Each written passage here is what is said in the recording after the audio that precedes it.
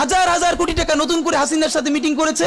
ইলেকশনের আগে বড় বড় ফিগারকে এখানে অ্যাসাসিনেশন করা হবে, গুপ্ত হত্যা করা হবে। পুরো এখানে ভারতীয় আধিপত্যবাদ এখানে সব থেকে বেশি অ্যাক্টিভ আছে। এখানে আওয়ামী লীগের হাজার হাজার কোটি টাকা তার সচিবরা, তার পুলিশরা, তার পান্ডারা সব রয়ে গেছে।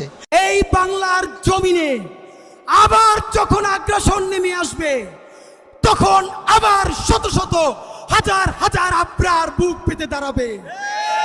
যখন আবার আমার সীমান্তে গুলি চলবে, অলমোস্ট সকল উপদেষ্টা প্রতিদিন আপনাকে একটা আর্মি কুয়ের জুজু দেখাচ্ছে। ঠিক। এই মাত্র একটা বছর আগে আমাদের হাজারো হাজারো শহীদ যেই গুলিতে শহীদ হয়েছে, এর চেয়ে দামি গুলি তো আর আর্মি আমাদের উপরে ব্যবহার করতে পারবে না। হাসিনের আইনে দেয় তাহলে চুমা দিয়ে বদমাইশ কোথাকার। এই ওয়াকার সাহেব অথবা আর্মি যদি কোনো কু করার চেষ্টা করে, জনগণ গিয়া ক্যান্টনমেন্টের ইট খুঁজে নিয়ে আসবে। আপনি মনে রাখেন, এই ওয়াকার সাহেব অথবা আর্মি যদি কোনো কু করার চেষ্টা করে, জনগণ গিয়া ক্যান্টনমেন্টের ইট খুঁজে নিয়ে আসবে। ইট আর্মিরে বলতে চাই, গুন্ডা মুজিবের কবর পাহারা দেওয়ার জন্য চতুর্দিক ঘিরে রাখছেন, আর আমার ভাইগুলা আহত অবস্থায় কাতরাচ্ছে, তাদের পাশে আপনাদেরকে দেখতে পাই নাই কেন?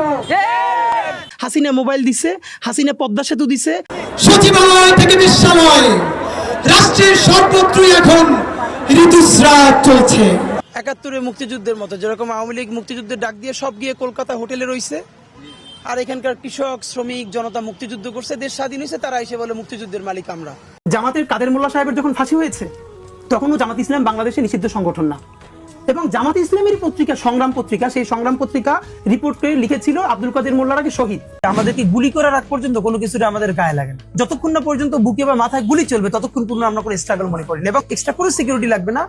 শুধু আমাদেরকে যদি কেউ গুলি করে মেরে ফেলে, তাকে যেন ধরে বিচার করা হয়। আর আমার ভাইগুলা আহত অবস্থায় কাতরাচ্ছে, তাদের পাশে আপনাদেরকে দেখতে পাই নাই কেন?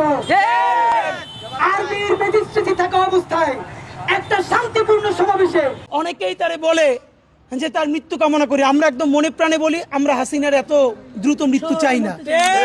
অন্তত প্রথমত আল্লাহর কাছে প্রার্থনা করি সে ১০০ বছর বাঁচুক। আগামী 50 বছর বাঁচলাম, কোনো ইম্প্যাক্ট তৈরি হলো না আমারে দিয়ে, দেশের জন্য, রাষ্ট্রের জন্য, উম্মার জন্য, জাতির জন্য।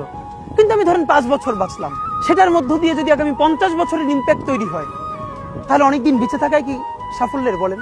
আল্লাহর কাছে সঁপে দিয়েছি। ভাই, আল্লাহ যদি আমাকে নিয়ে যায়, আমার বাচ্চাটার দিকে একটু খেয়াল রেখে